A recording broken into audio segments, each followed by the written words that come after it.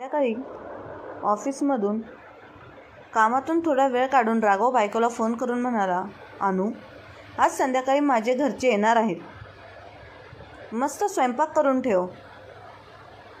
अनुराधा कपाळावरती आठ्या आणत म्हणाली, काय? पुन्हा तुझ्या घरचे? मला नाही जमणार. मी काय रोबोट आहे का? मी काही एकटी करणार नाही. मी एकटीनं काय काय करायचं ते बघ. राघव, तुला त्यांना भेटायचं नाही तर बाहेरच भेट. तू त्यांना कुठल्याही हॉटेलमध्ये घेऊन जा. काय खाऊ घालायचे ते खाऊ घाल आणि तिकडूनच त्यांना निरोप दे. बायकोचं बोलणं ऐकून राघव थोडा शांत पण ठाम आवाजात म्हणाला, अगो, ते काय नेहमी येतात का आपल्याकडे? आणि मला तूही तिकडे जाऊ देत नाही. आणि निदान वर्षातून एकदा तरी त्यांना इथे येऊन आपल्या घरी येऊ दे. माझे आईवडील आहेत ते. अनुराधा काहीच उत्तर न देता म्हणाली, जाऊ दे, येऊ दे याच्या घरी. घरच्यांना मी काहीच करणार नाही. कशाला हातही लावणार नाही. त्याला जे करायचे ते करू दे. तिने काही न बोलता बोलतच न राहताच रागाने फोन ठेवला आणि झोपून गेली. चादर ओढून झोपली. रात्री 7:30 वाजता दाराची बेल वाजली. सासू सासरे येणार असल्याने तिने आजारपणाचं नाटक केलंच होतं. त्यामुळे हळूहळू चालत जाऊन अनुराधाने दरवाजा उघडला आणि समोरच दृश्य पाहून तिला खूप आश्चर्य वाटलं. कारण राघवच्या बोलण्यावरून तिला वाटत होतं की त्याचे आई बाबा येणार आहेत. दाराशी पोचल्यावर तिचे आई वडील, भाऊ मिलिंद, भाऊजी, सीमा आणि त्यांची 2 मुलं उभी होती. सासू-सासरे येणार असल्यामुळे तिने काही स्वयंपाक केला नव्हता. तिने आजारी असल्याचं नाटक करून डोक्याला ओढणी बांधलेली होती आणि त्या अवस्थेतच दरवाजा उघडायला आली होती. अनु आश्चर्यचकित होऊन सगळ्यांकडे पाहत होती. तेव्हा आईच्या आवाजाने तिला जाग आली. तिची आई म्हणाली, हे काय गं? काय झालं तुला? तू आजारी आहेस का? सकाळी जावई बापूंसोबत तुझ्या बाबांचं बोलणं झालं होतं, पण तेव्हा तर सांगितलं नाही की तू आजारी असल्याचं सांगितलंही नाही. म्हणून अनु लगेच म्हणाली, ते कसं काय आहे ना आई? मी आजारी आहे असं राघवलाही सांगितलं असतं तर तुझ्या जावयाला खूप टेन्शन आलं असतं ना, आणि मग तो तुम्हाला त्याने बोलवलंच नसतं. मग ती म्हणाली, आई, मी आजारी नाही आहे, फक्त माझ्या चष्म्याचा नंबर बदलला आहे म्हणून थोडं डोकं दुखतंय, बाकी काही नाही. तुम्ही आत या ना. वहिनी, तू कशी आहेस? ती म्हणाली, अरे वा, बच्चा कंपनी. पण तू आत्तूकडे आला की? असं बोलते हसत गालातल्या गालात ती हसली आणि सर्वांना बसायला सांगून किचनमध्ये पाणी आणायला गेली. किचनमध्ये जाऊन तिने लगेच तिच्या मोबाईलवरून राघवला फोन लावला आणि म्हणाली, कुठे आहेस राघव? अरे, तू का स्पष्ट सांगितलं नाहीस की माझ्या घरचे येणार आहेत? मुद्दाम केलंस ना? आता सांग बरं, मी काय करू आणि लगेच त्यांना खायला काय म्हणू? तू पटकन ये माझ्या मदतीला. राघव हसला आणि म्हणाला, काय करायचं आणि काय बनवायचं ते तुझं तू ठरवायचं आहे. मी शहरात नाही आहे. मी आणि माझ्या घरचे हिल स्टेशनला आलो आहे. आणि हो, तुझ्या घरच्यांना सरप्राईज म्हणून मीच बोलवलं होतं, खास करून तुला धडा शिकविण्यासाठी. आणि एक गोष्ट लक्षात ठेव अनु, जोपर्यंत तू माझ्या घरच्यांना आपलं मानत नाहीस तोपर्यंत मी तुझ्या घरच्यांना आपलं मानणार नाही. हे सर्व ऐकून अनुला राग आला. ती म्हणाली, मग मला न सांगता एकटीला सोडून तू तुझ्या आईवडिलांसोबत बाहेर फिरायला गेला असं काय केलंस? राघव म्हणाला, या सगळ्या गोष्टींसाठी तूच जबाबदार आहेस. असं म्हणत त्याने फोन कट केला. तिकडे बाहेरच्या खोलीत तिच्या माहेरची मंडळी बसलीच होती. तिची आई किचनमध्ये आली आणि म्हणाली, काय घ्यायचं, चहा की पाणी?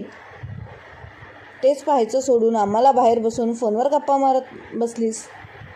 अगं, तुझे बाबा आणि मी आलो असतो तर मला यायचं काहीच वाटलं नसतं, पण तुझे दादा आणि वहिनी आलेले आहेत. ते काय म्हणतील? दादाचं सोड, पण तुझी वहिनी काय म्हणेल? नंदेच्या घरी गेल्यावर तिने पाणी पण विचारलं नाही. सरळ आत जाऊन बसली. आईचं बोलणं ऐकून अनुने पटकन सगळ्यांना पाणी दिलं त्यानंतर प्रत्येकाच्या आवडीनुसार चहा, कॉफी आणि सरबत करून दिलं. आईला अनुच्या चेहऱ्यावरून ती नाराज आहे असं जाणवलं.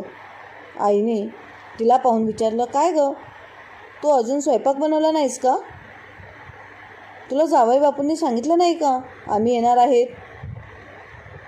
अगं, आम्हाला जेवायला बोलवलं म्हणूनच तर आम्ही सगळे जमलो आहोत ना, अनुराधा म्हणाली.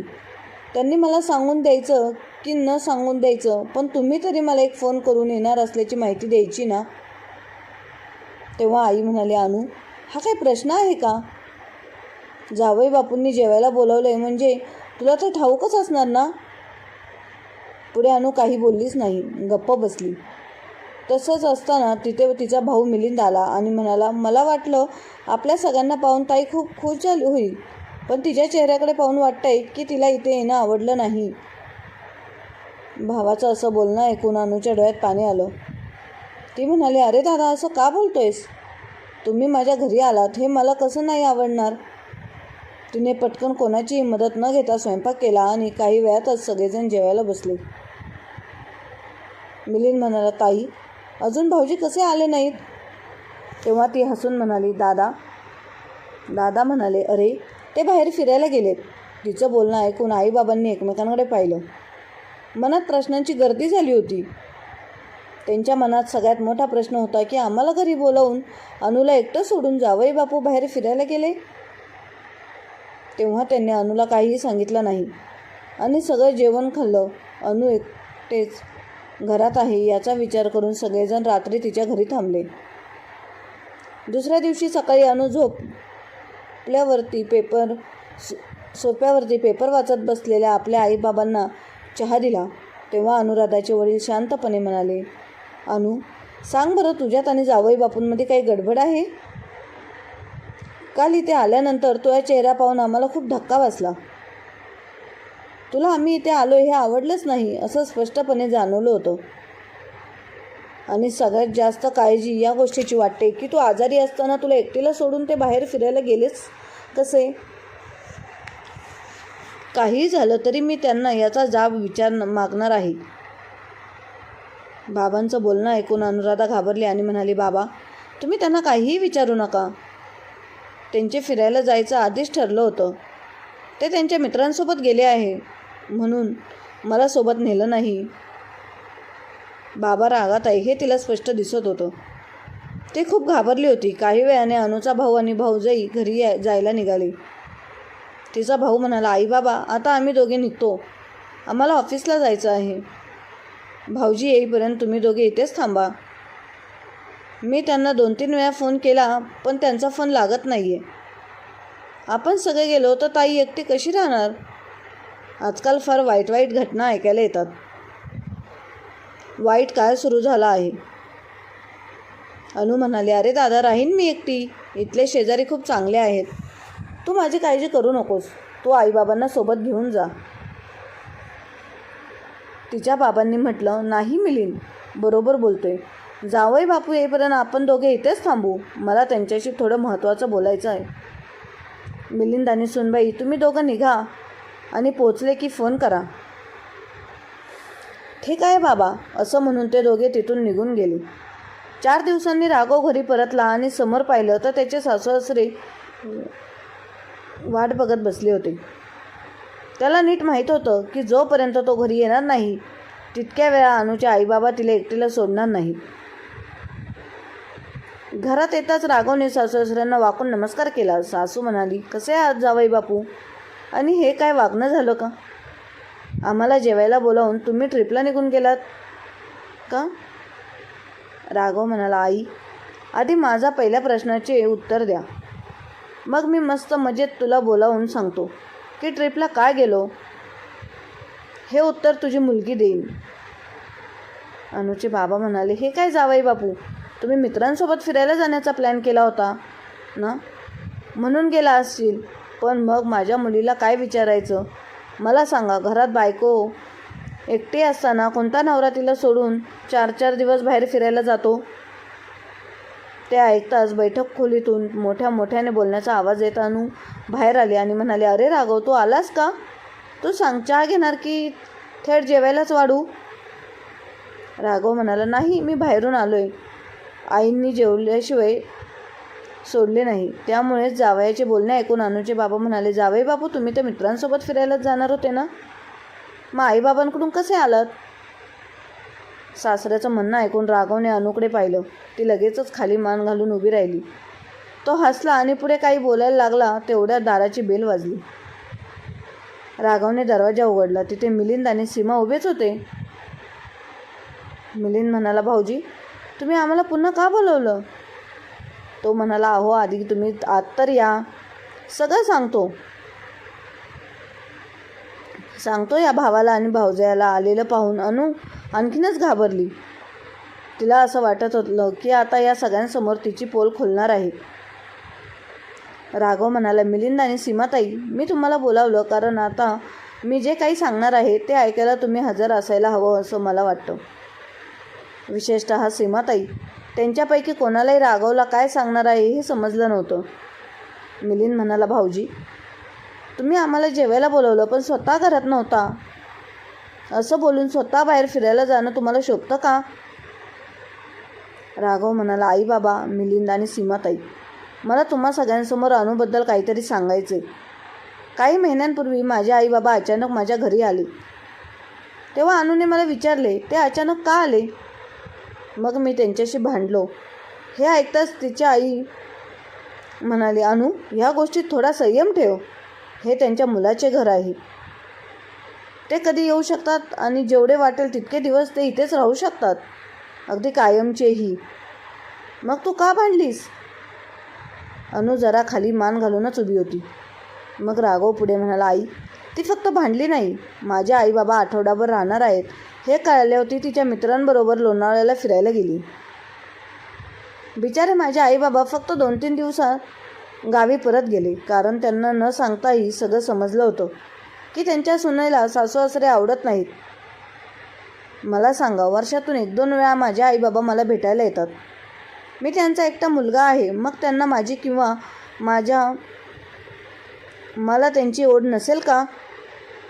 पण मला माझ्या आईबाबांना भेटायला पण देत नाही. उद्या जर मी हिला म्हणालो की तूही तुझ्या आईवडिलांकडे जाऊ नकोस किंवा सीमाई जर मिलिंदसोबत अनुप्रमाणे वागल्या तर तुम्हाला चालेल का?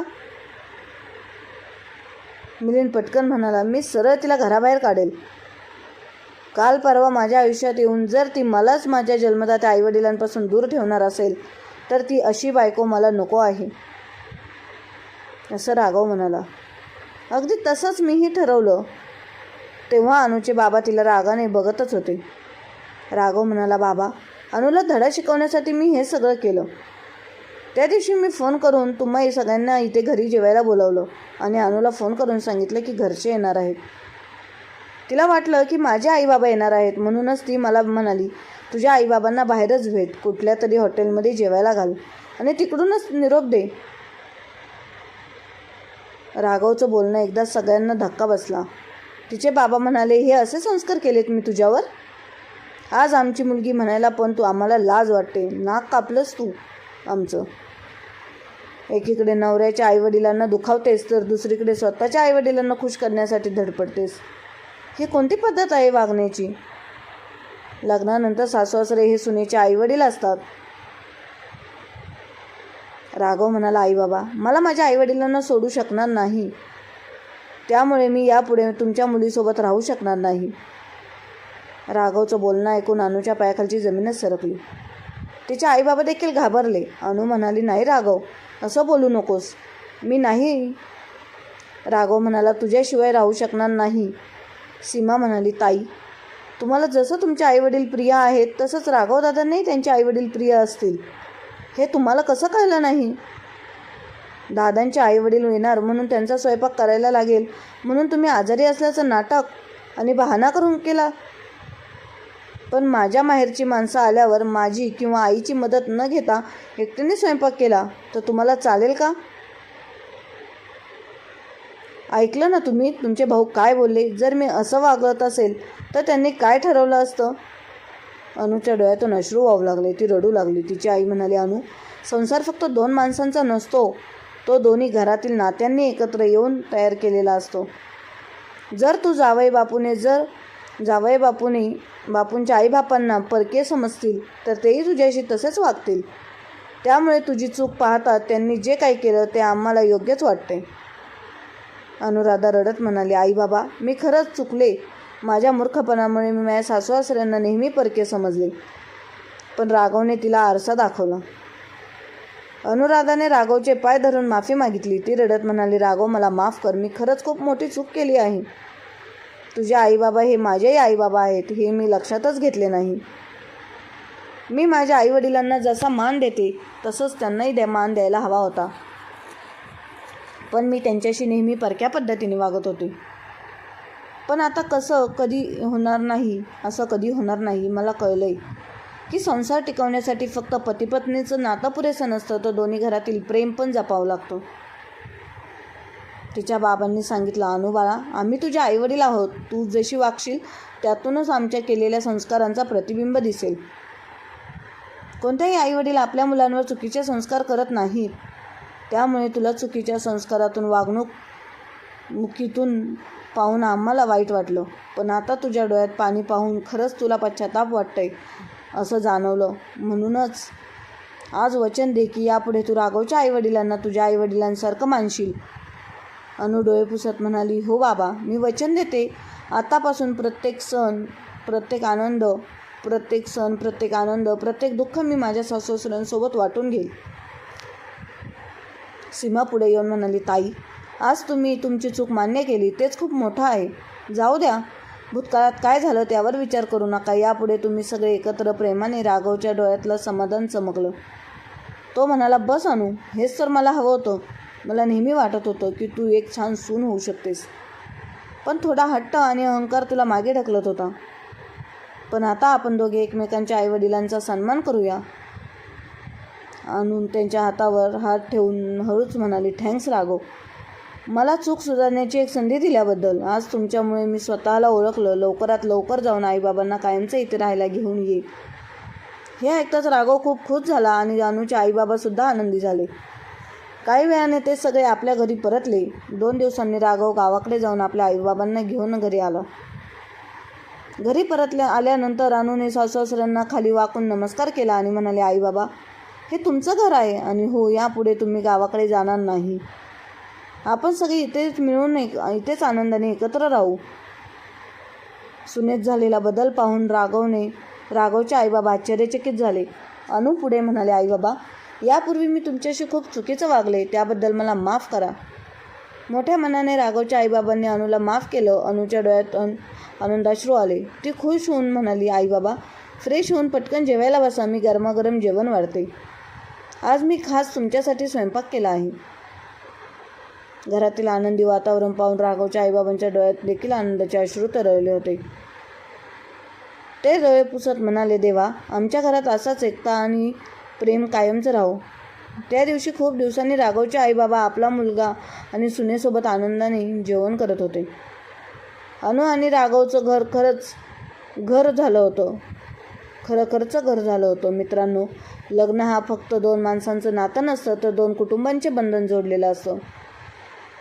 संसार टिकवण्यासाठी अहंकार बाजूला ठेवून एकमेकांना आपल्या मनाने स्वीकारणं फार गरजेचं असतं. तर मित्रांनो, ही होती आजची कथा.